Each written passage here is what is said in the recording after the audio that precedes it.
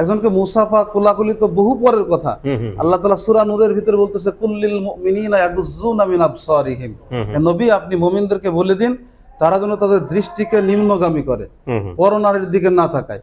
কিন্তু আমি যখন একটা মানুষকে জেনে বুঝে মোলাকাত করবো, কোলাকুলি করবো, মুসাফা যেই করি, সে যে কেউ হোক না কেন, বাইতুল্লাহ শরীফের খতিবও যদি হয়, এটা স্পষ্ট হারাম, কবিরা গুনাহ এবং পর্দা লঙ্ঘন। আসসালামু আলাইকুম, সকলকে শুভ সকাল। আমি আজকে চ্যানেল ডিওর পক্ষ থেকে ভোটের দ্বার প্রান্তে আজকের এই আমাদের পর্বে ইসলামী আন্দোলন বাংলাদেশের চুয়াডাঙ্গা জেলা শাখার চুয়াডাঙ্গা আলমডাঙ্গার 1 নম্বর আসনের সংসদ সদস্য পদপ্রার্থী মোহাম্মদ জহুরুল ইসলাম সাহেবের সাথে আমি কথোপকথন করব, ওনার ইলেকশন সম্পর্কে কিছু জানবো। এজন্য আমি আপনাদের সকলকে আমন্ত্রণ জানাচ্ছি আমাদের স্টুডিওতে, আমাদের এই আজকের ওনার ভোটের দ্বার প্রান্তে শোনার জন্য। তো আপনি কেমন আছেন হুজুর? আলহামদুলিল্লাহ, আল্লাহ তাআলার অশেষ কৃপায় আপনাদের দোয়ায় ভালো আছি। আপনি তো আপনার দলের পক্ষ থেকে ইলেকশনে এমপি পদপ্রার্থী, তো এই ব্যাপারে আপনার অনুভূতি এবং জনগণের কাছে কেমন সাড়া পাচ্ছেন? আলহামদুলিল্লাহ, আমি একটু ক্লিয়ার করি। আমি 2018 সালের জাতীয় নির্বাচনে চুয়াডাঙ্গা 1 আসনের দলীয় মনোনয়নপ্রাপ্ত প্রার্থী ছিলাম। আপনি এটা দ্বিতীয় পর্ব, এবার আমার দ্বিতীয় টার্ম। আমি আমার নির্বাচনী প্রচারণায় সাধারণ ভোটারদের সাথে গণসংযোগে আমার যে অনুভূতি অর্জন হয়েছে, সাধারণ ভোটারদের কাছ থেকে যেটা উপলব্ধি করেছি, সাধারণ ভোটাররা উন্মুখ হয়ে আছে। তারা আগামীতে ইনশাল্লাহ দেশকে যারা সুখী, সমৃদ্ধশালী, অর্থনৈতিকভাবে প্রবৃদ্ধশালী একটি রাষ্ট্র হিসেবে গঠন করতে চাই, আমানতদার, বিশ্বস্ত, এমন স্বচ্ছ নেতৃত্ব চাই।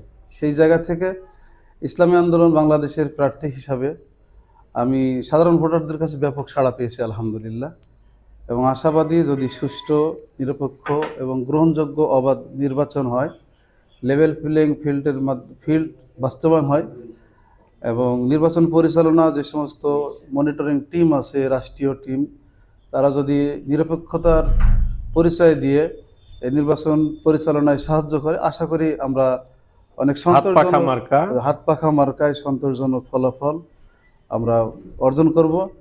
আমরা বিজয়ের আশা রাখি ইনশাআল্লাহ। আলহামদুলিল্লাহ।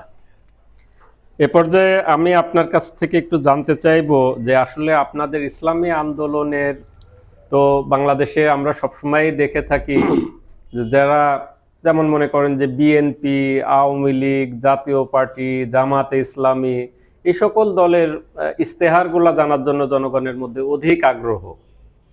তো সেক্ষেত্রে আপনার ইসলামী আন্দোলন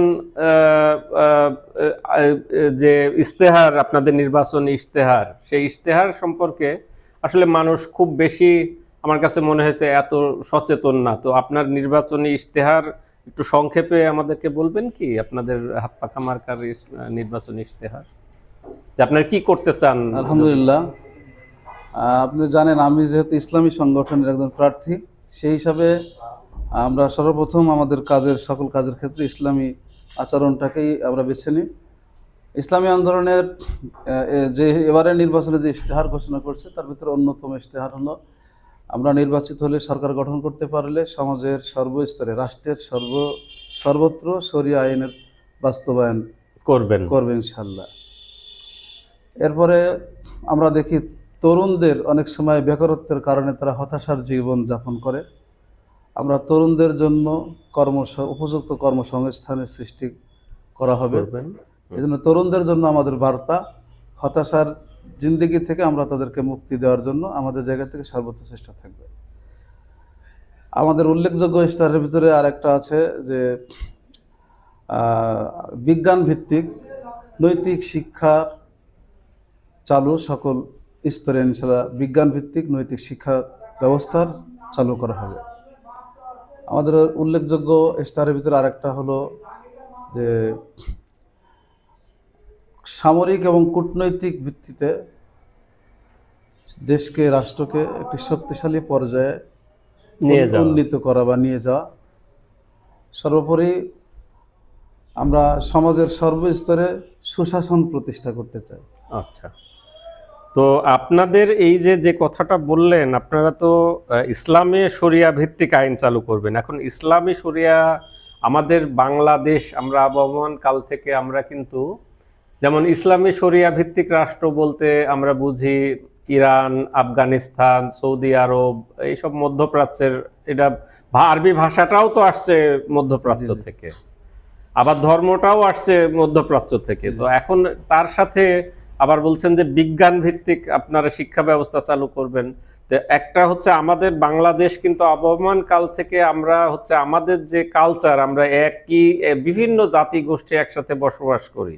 তো ইসলামী শরিয়া ভিত্তিক আইন যদি আপনারা চালু করেন, তাহলে আমাদের যারা মাইনরিটি কমিউনিটি আছে তারা তো একটা নিরাপত্তাহীনতায় ভুগবে, যে ওরা আমাদের সব মন্দির বাড়িঘর দখল করে নেবে। দ্বিতীয়, বিজ্ঞান ভিত্তিক, তাহলে এর সাথেও তো কন্ট্রাডিকশন। এখানে আপনি কি মানে বলবেন?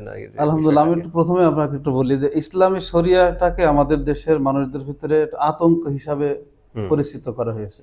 আচ্ছা, কিন্তু আসলে ইসলাম অর্থ হলো শান্তি।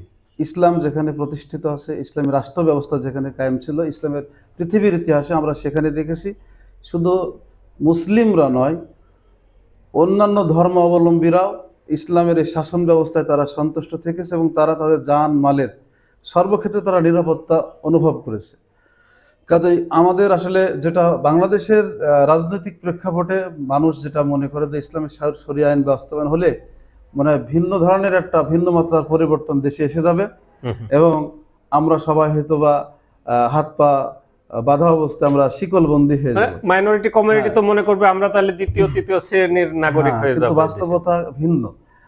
আমরা দেখেছি ইসলামী খেলাফতের যুগ যদি দেখি, হযরত ওমর ফারুক রাদিয়াল্লাহু তাআলা আনহুর ইতিহাস আমরা যদি দেখি, সেখানে দেখেছি ভিন্ন রাষ্ট্র থেকে ভিন্ন ধর্মাবলম্বীরা তারা তাদের জানমালের নিরাপত্তার স্বার্থে ইসলামী রাজ্যে এসে তারা বসবাস করেছে। হ্যাঁ, এবং ইসলামী শরিয়া আইন যদি বাস্তবায়ন হয়, এই ক্ষেত্রে একজন মুসলিম এবং নন মুসলিম প্রত্যেকেই রাষ্ট্রীয় যেই আইন আছে, কাঠামো থাকবে, সেক্ষেত্রে সকলে সমানভাবে সম অধিকার প্রাপ্ত হবে, কারোর সাথে কোনো ধরনের বৈষম্য থাকবে না। আপনি জানেন আমাদের 24-এ যে আন্দোলন ছিল সেটা আসলে বৈষম্য বিরোধী আন্দোলন। আর এই বৈষম্য বিরোধী আন্দোলন 24-এ হয়েছে, আগামী তো হবে। মানে যেই ধারাতে আমরা দেশ চালাচ্ছি, এই ধারা যতদিন থাকবে ততদিন চলতে থাকবে, কারণ এই প্রচলিত এই ধারায়, প্রচলিত এই নীতিতে বৈষম্য দূর করা সম্ভব না। বৈষম্য দূর করার একমাত্র উপযুক্ত মানে মাধ্যম এবং পদ্ধতি হলো ইসলামী শাসন ব্যবস্থা কায়েম করা। সেই ক্ষেত্রে দেখেন, যারা মনে করে যে আমরা তো মাদ্রাসায় পড়ি নাই বা আমরা তো ইসলামী লেবাসে চলি না, সাধারণ লেবাসে চলি, তাহলে কি ইসলামী শরিয়া আইন বাস্তবায়ন হয়ে গেলে আমাদের এই চলার পথে কি কোনো বিঘ্ন সৃষ্টি হবে কিনা? আসলে বিষয়টা এরকম না। ইসলাম কিন্তু উদার আছে। ইসলামের ভিতরে মানুষের চলার, মানুষের ব্যক্তিগত জীবন থেকে নিয়ে পারিবারিক জীবন, সামাজিক জীবন, রাষ্ট্রীয় জীবন, সকল ক্ষেত্রে চলার একটা কিন্তু আপনার পথ নির্দেশিকা সেখানে আছে। সুতরাং এখানে আমাদের যে কাজটা করছে সংকীর্ণতা, মানুষ শরিয়া আইনটাকে আতঙ্ক হিসেবে গ্রহণ করে নিয়েছে। এজন্য আমাদের জায়গা থেকে মানুষকে এটা বোঝাতে চাই, শরিয়া আইন কোনো আতঙ্কের নাম না। শরিয়া আইন বা ইসলামী রাষ্ট্র ব্যবস্থা মানুষের সকল শ্রেণী পেশার, ধর্ম বর্ণ নির্বিশেষে সকল শ্রেণী পেশার এখানে হলো নিরাপত্তার একটা জায়গা। আচ্ছা, সেই জায়গা থেকে কাকে কোনো ব্যক্তিকে গ্রস্ত হওয়ার কোনো কারণ নেই। দ্বিতীয়ত বিজ্ঞানের কথা যেটা বললেন, দেখেন পৃথিবীর ভিতরে সব থেকে বিশুদ্ধতম কিতাব সেটা হলো পবিত্র কোরআন। আমরা যত রাইটার আছি পৃথিবীতে, যত বইপত্র লিখি, শুরুতে এই ভূমিকা তো আমরা লিখে রাখি, এটা প্রথম সংস্করণ, দ্বিতীয় সংস্করণ, কোনো ভুল যদি পরিলক্ষিত হয় আমাদেরকে একটু অবগত করবেন, পরবর্তী সংস্করণে আমরা এটা সংশোধিত করব।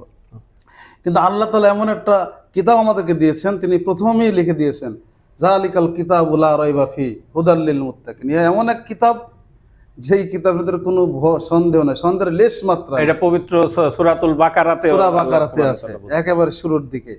এখন কথা হলো এই কোরআনটাই কিন্তু বিজ্ঞান। আপনি দেখবেন বর্তমান বিজ্ঞান, বর্তমান সায়েন্স যে গবেষণা করছে, তারা যে অ্যানালাইসিস করছে, এই সব কিন্তু এদের সূত্র কিন্তু কোরআন থেকে। জি। সুতরাং আমাদের মৌলিক শক্তি তো কোরআন, মূল জায়গা তো কোরআন। কাজে ইসলামকে মানে বিজ্ঞান থেকে আলাদা করার কোনো সুযোগ নেই। ইসলামকে বিজ্ঞান থেকে আলাদা করার সুযোগ নেই। আমরা ছোটকালে গল্প শুনতাম যে এই যে একটা মোটর চালায়, আমরা বাইক চালাই, বাইকটা কেমনে এভাবে কিভাবে আবিষ্কার করলো? আমরা তখন খেয়াল করে দেখি মানুষ ঘোড়া দেখে এটা আবিষ্কার করছে। ঘোড়া আগে মানুষ চলতো, সাহাবেরা যুদ্ধ করছে, মুসলমানরা যুদ্ধ করছে, দুইটা লাগাম আছে, এদিকটা নেই ওদিকটা নেই। ঠিক দেখেন ঘোড়াকে কেন্দ্র করে একটা গল্প আর কি, আর আপনি শুনছেন হয়তো বা। তো এটা তো এই মুসলমানদের বাহন ছিল, জি জি ইসলামের একটা শিক্ষা ছিল।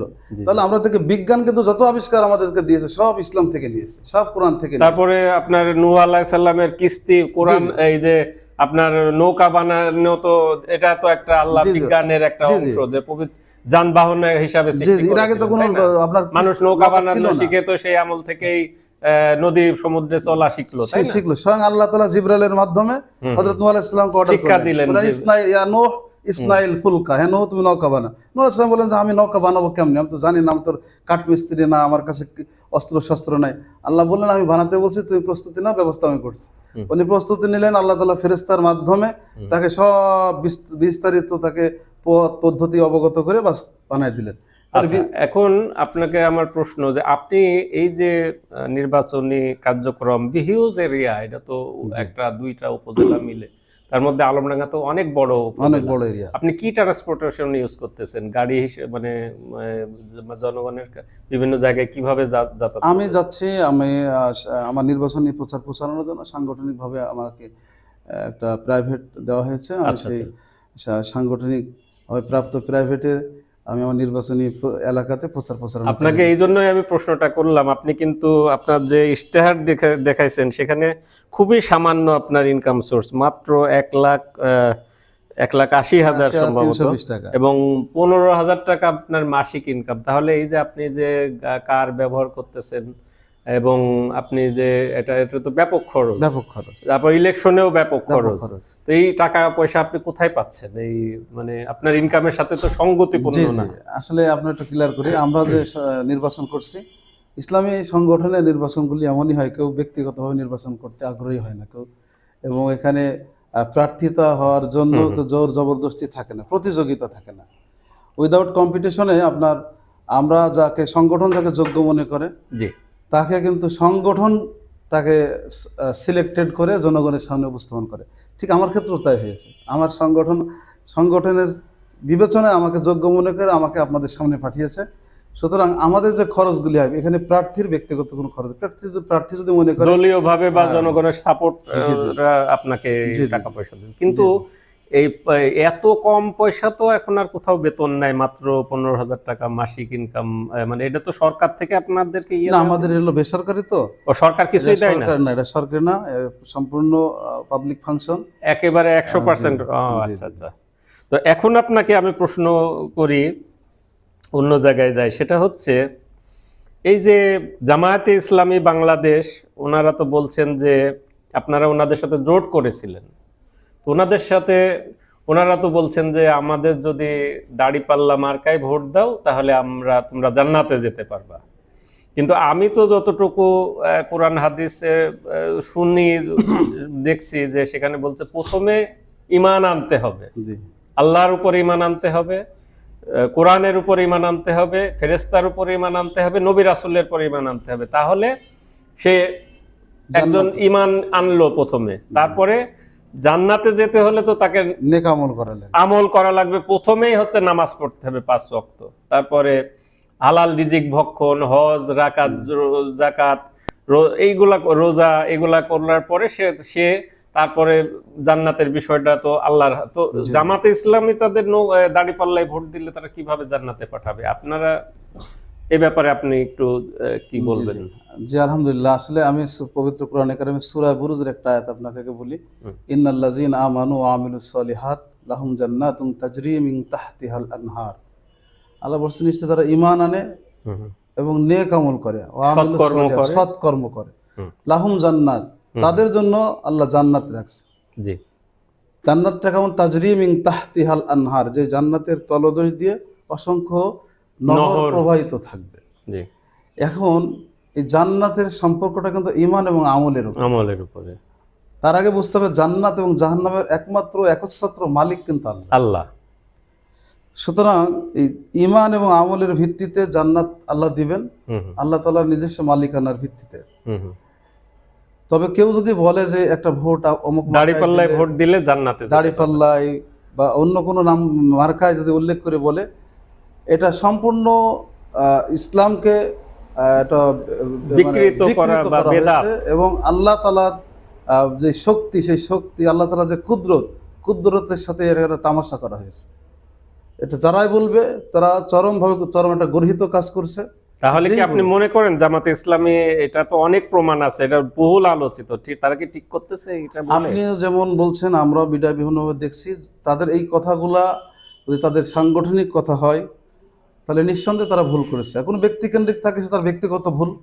হুম হুম আর এটা যদি তাদের সাংগঠনিক কথা হয় বা সাংগঠনিকভাবে ম্যানিফেস্টো যদি নাও থাকে, কৌশলগত কর্মীদের ভিতরে প্রশিক্ষণ দিয়ে বলা হয়, যেভাবেই বলা হোক, তারা কোনোভাবে যদি সংগঠনের সাথে কানেক্টেড থাকে তো অবশ্যই তারা দায়ী, এবং এটা ইসলামকে বিকৃত করা শামিল। এটা চরম জাতির সাথে ধৃষ্টতা, ইসলাম এবং কোরআন হাদিসের সাথে এটা ধৃষ্টতাপূর্ণ একটা চিন্তা চেতনা। আমাদের শেষ পর্যায়ে চলে আসছি। আর একজন আপনার কাছে জানতে চাইবো দুইটা বিষয়। একটা হচ্ছে যে যদি বিএনপি ক্ষমতায় আসে তার সাথে আপনারা সরকারের কোনো জোট করার সম্ভাবনা আছে কিনা, আর শেষ হচ্ছে যে আপনার 1 মিনিট আপনার আপনি আপনাদের চুয়াডাঙ্গা 1 আসনের ভোটারদের উদ্দেশ্যে, জনগণের উদ্দেশ্যে আপনার কথা বলবেন। আলহামদুলিল্লাহ, আমরা ইসলামী আন্দোলন যেমন এককভাবে নির্বাচন করছে, বিএনপি তাদের গণ্ডিতে তারা নির্বাচন করছে, জামাত জোটের নেতৃত্বে তারা নির্বাচন করছে।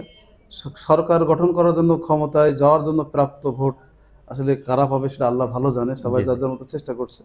তো আপনি প্রশ্ন করছেন বিএনপি ক্ষমতা আসলে তাদের সাথে আমরা জোট করব কিনা।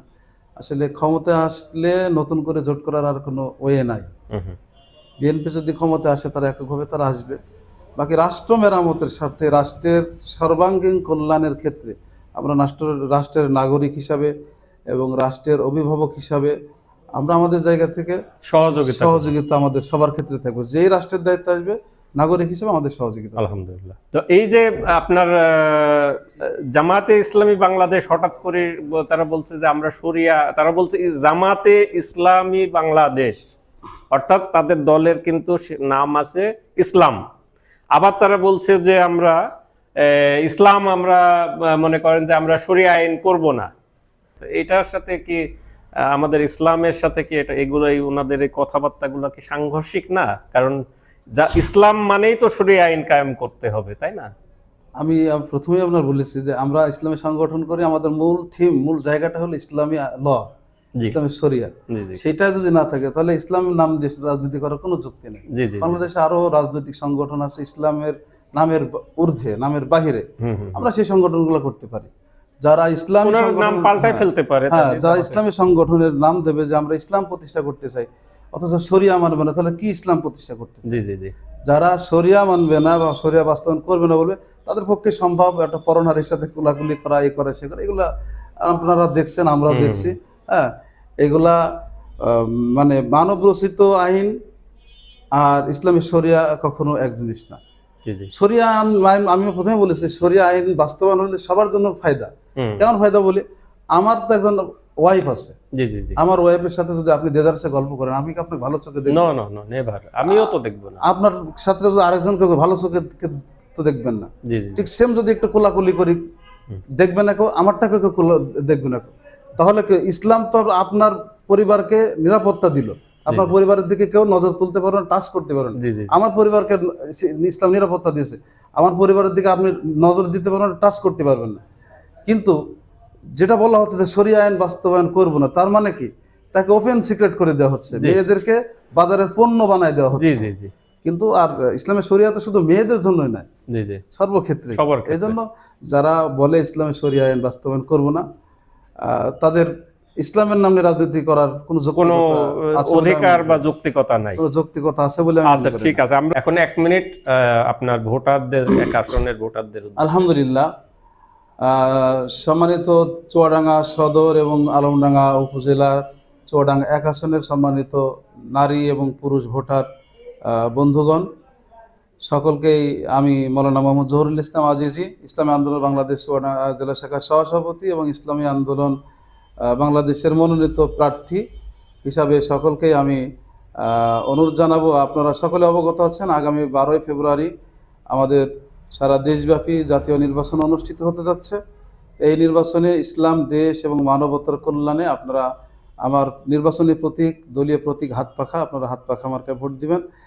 আমি যদি আপনাদের সুনির্দিষ্ট মতামতের ভিত্তিতে আপনাদের প্রদত্ত ভোটের বিনিময়ে নির্বাচিত হতে পারি, তাহলে আমি কথা দিচ্ছি আপনাদেরকে যে আমি একজন এমপি হিসাবে বা একজন লিডার হিসাবে আপনাদের সামনে থাকবো না, আমি আপনাদের সেবক হিসাবে, আপনাদের ভাই হিসাবে, বন্ধু হিসাবে, সাধারণ একজন মানুষ হিসাবে আমি আপনাদের পাশে থেকে কাজ করতে চাই। পাশাপাশি আমি সকলকে অনুরোধ জানাবো যে চুয়াডাঙ্গা উন্নয়নের দিক থেকে পিছিয়ে পড়া একটা জেলা। হ্যাঁ। আমি যদি নির্বাচিত হই, ইনশাল্লাহ স্বাধীনতা পরবর্তী 54 বছরে যে ধরনের উন্নয়ন হয় নাই, আসলে প্রত্যেক সরকারই কিন্তু তার নির্বাচনী আসনের জন্য, উন্নয়নের জন্য যথেষ্ট পরিমাণের উপযুক্ত বরাদ্দ জি। তার প্রাপ্ত অনুযায়ী, মানে জেলা আসন অনুযায়ী যে তার যে যোগ্যতা পাওয়ার সে অনুযায়ী বরাদ্দ দেওয়া হয়, কিন্তু এটা সুষ্ঠু এবং সুষম বন্টন না হওয়ার কারণে, দুর্নীতিগ্রস্ত কর্মকর্তাদের কারণে এই উন্নয়নটা হয় না।